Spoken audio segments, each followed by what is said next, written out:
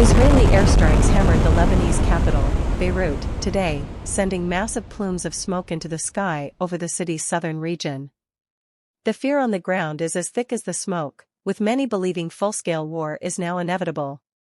This marks the most powerful strike on Beirut yet in this ongoing conflict. Rescue teams quickly arrived in the Dia neighborhood, a densely populated area known as a Hezbollah stronghold.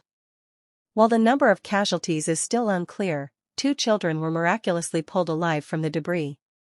The Israeli military claimed the attack was a precise strike on Hezbollah's headquarters, which is reportedly hidden beneath residential buildings, using civilians as human shields. The main target was believed to be Hezbollah leader Hassan Nasrallah, though the group insists he survived, without offering any solid proof. Displacement has surged, with tens of thousands of Lebanese already fleeing their homes. Many are now taking refuge in public shelters and schools, hoping to find safety. "We're living in ruins," says Noha Jamal, whose village was destroyed in the bombing.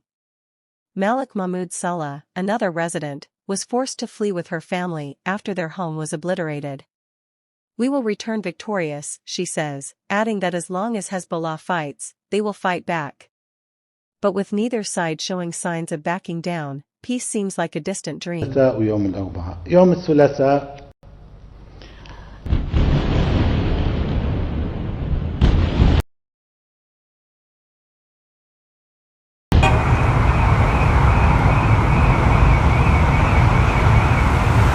طبعا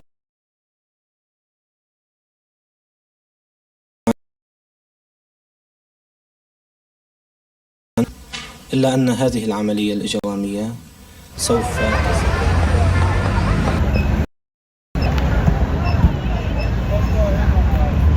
هون لانه بمنطقتنا يعني في ضرب وقصف، والكان القصف امبارح مش معقول يعني كنا هربانين رجعنا على البيت مره ثانيه انه بدنا نكفي قلنا شوي وبيطلعوا بعد شوي لقينا القصف عم يشتد ويشتد ويشتد يعني قمنا اجينا لهون وهلا ناطرين بس لحضره نتنياهو يوقف بيوتنا.